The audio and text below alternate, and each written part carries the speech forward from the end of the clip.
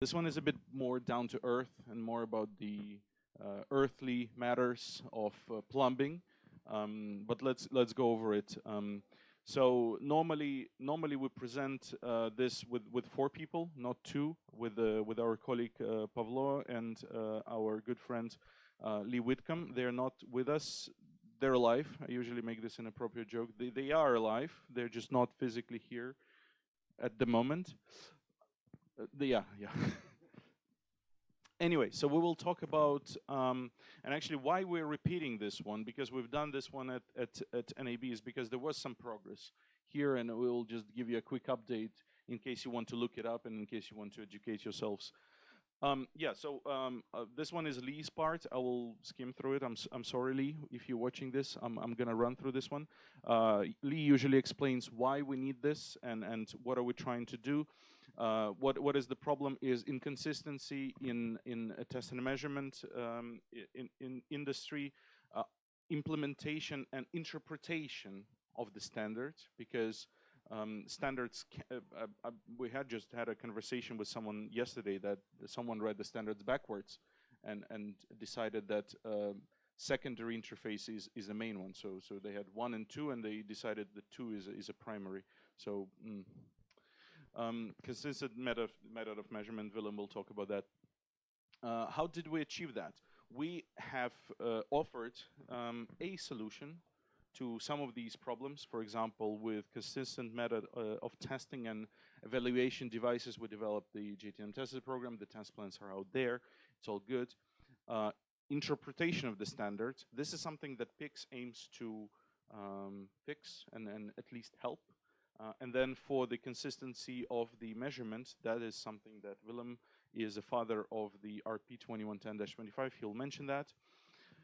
Yeah. So how did we end up in a thought that, okay, we need to do something about it after multiple dirty hands interrupts where people came together to make the solutions better, and the results were never published. So yeah, someone was doing something, but the end users were not aware in the status of the industry. So we came up with the JTM tested program. Who hasn't heard about it? Wow. Okay. Amazing. Thank you. Yeah. So in this case, I don't need to go over it. You know it. There are catalogs. If you don't know, the catalogs actually include every single test with every single criteria.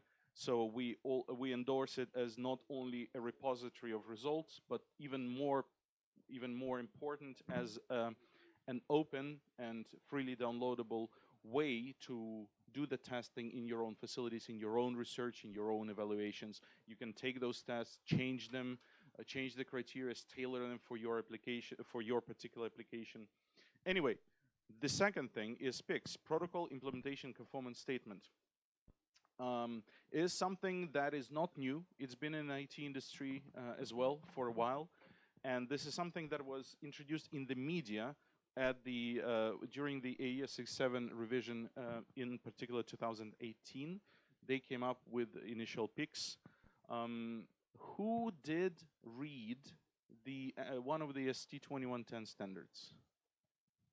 Okay, I might regret again the next statement. Did you enjoy your reading?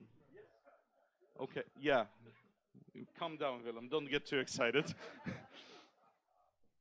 I didn't, okay? It is not an easy reading. It's not your bedtime reading. It is a thing that you need to really pay attention to, especially with all the conformance language. It really matters. Every single comma matters. Every single shall, should, or may matters. And sometimes you can read it in a different fashion, in a different way. The experience of AVB showed us that two different vendors can take exactly the same standard and implement it in a way that will not be interoperable ever. Okay, so what PICS does is we are trying to give a better way to read the standard.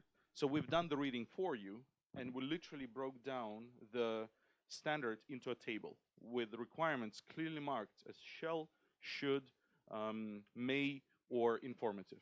And we also did our best to work with the 2110 drafting group to clarify as much as possible every single requirement. And not only that, but also introduce dependencies. because some of the things are only applicable to senders. Some of the shells are only applicable if a previous may was implemented. Okay, and so these dependencies are tracked in a standard. And if an answer is no, then or if the answer is yes, then there will be an explanation. If yes, then this one is your shell. So this is something that our colleague Pavlo did for you. He spent countless hours reading the specs, marking those. It's an excruciating thing to do, and it takes an awful lot of time. So please, let's appreciate him. So the picks are currently going through the SMPTE approval process. We will have a picks for every single standard in the 2110 family. Currently in 20, 30, 31, 40, 41, and some others, and 21 are done. They're written, they're approved, and they're going through a comment resolution phase. So they will be published hopefully this year, but if not, soon. And something that was published this year, and I'm proud because when SMPTE asked me to become a co-chair for 32NF committee, this was the first publication that went through me and during my time. So I'm extremely proud for that, and thank you, Willem. Tell us more about the Dash 25. We have still 30 seconds left, so let's go. Let's go for this. It's an easy topic, so no stress at all. So measurement practices. Dash 25 RP stands for recommended practice, and I always talk about this type of thing, and everybody has seen this and use this probably. That's a voltage meter, and if you buy one as old as this one, as still it's calibrated, by the way, or you buy the one in China or in the US, you get the same result. It's volts. And if it's there 12 volts, it should be on the other measurement 12 volts as well. And this is what we started to see. Practical equipment works like a charm, but the problem by generating a new standard is that measurement equipment is built at the same time, even while the documents are still being developed. This means that the UI is already there, the measurement is there, but maybe, well, not maybe, it's just a fact. Those measurements are a little bit different. So if you're using a box from Telestream or you're using a box from Fabrics or somebody else, the measurements are different. Now, if you're a customer and you get your equipment in and you're measuring your beautiful Magnica equipment and you see, this is different, and that's a different result, your confidence is completely gone.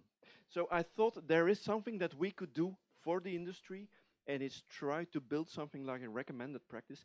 And I'm very happy that all these guys from the measurement industry, like Packet Storm, Fabrics, and so on, they all joined this group in order to come to a conclusion and make some recommended practice in how to name the measurement and what a formula should look like. So, voila, it's simple. You know what RP-25 is. And probably I can show you a few of these things, but let's skip and bring it to a very nice small detail. Yes, if you're measuring your packets, for instance, there's packet pacing and all that fun stuff in 2110 just to make sure that it has low latency, right? And there's something like VRX. And during a tested event, we were talking to each other and we said, oh, I'm measuring your TR offset and it's different.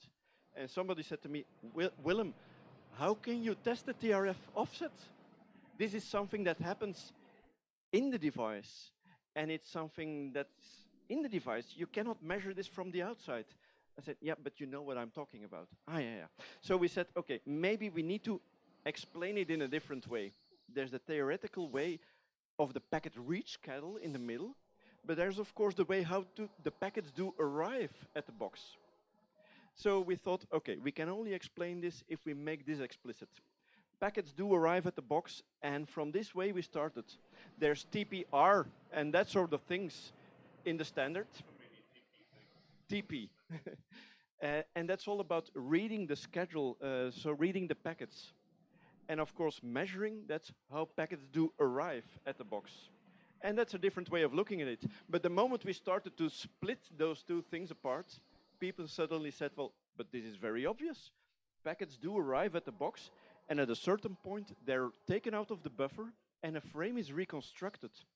Now, if I put a third layer at the bottom here, I'll skip a little bit, a third layer at the bottom, then I can suddenly explain what the VRX buffer is.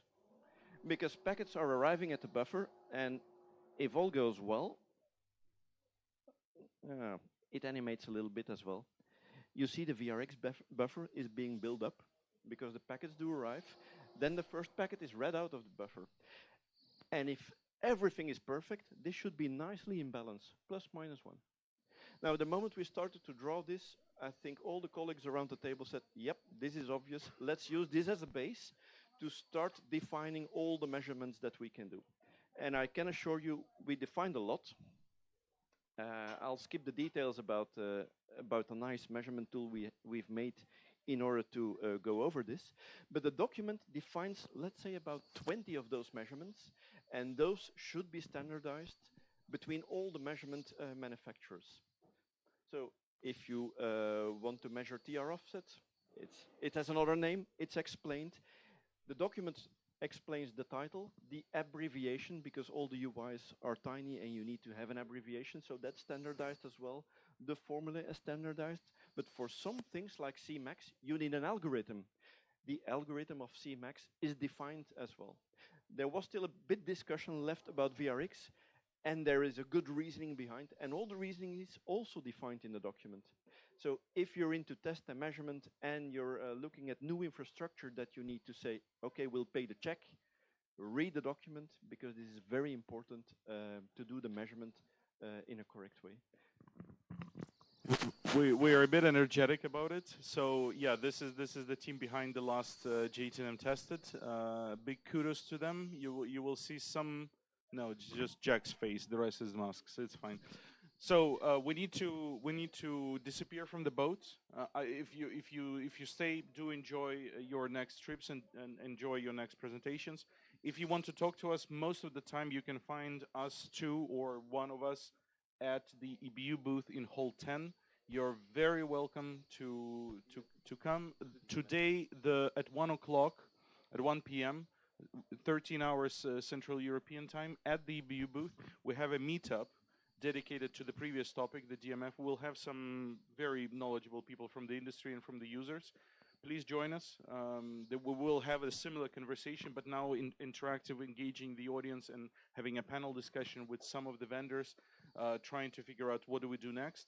So come over and express your feelings about this, your frustration or your appreciation, or make it personal and insult us. That's fine. We're big boys. We can take it.